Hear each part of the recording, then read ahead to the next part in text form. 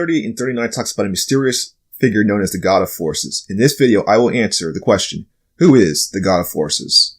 Before I begin, I want to give you a brief introduction about myself in case this is the first time you've seen me. I am the author of the comprehensive end-time book, Prophecy-Proof Insights of the End Times. I've studied Bible prophecy since I was 16 years old, and my goal is to make Bible prophecy easy for you to understand. So, Daniel 11:38 and 39 introduces us to a mysterious figure known as the God of Forces.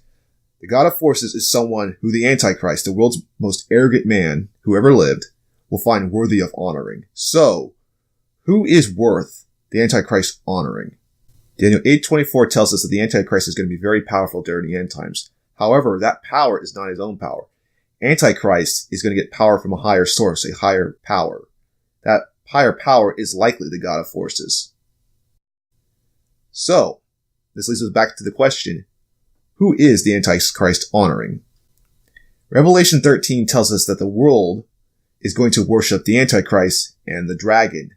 Furthermore, Revelation 13 also tells us that the Antichrist is going to get his power from the dragon.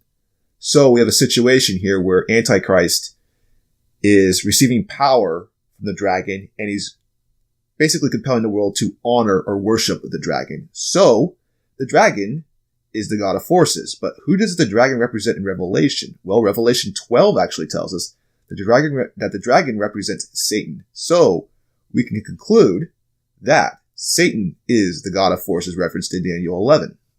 In light of all this, I think it's interesting to look at Matthew 4. Matthew 4 records Christ after 40 days in the wilderness fasting. Christ is very weak at that time, and Satan is trying to tempt him various things. One of the things Christ is tempted with is all the kingdoms in the world.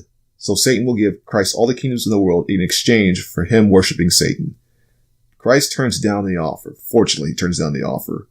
However, in contrast, it's likely that Antichrist will accept Satan's offer. We can see that because during the end times, Antichrist is going to be the most powerful man in the world, but at the same time, even with all that power in the world worshiping Antichrist, the world is also going to be worshiping Satan as well.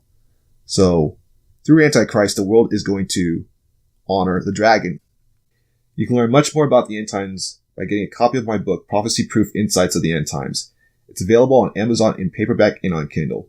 It's truly a comprehensive book about the end times that contains insights you're unlikely to find anywhere else.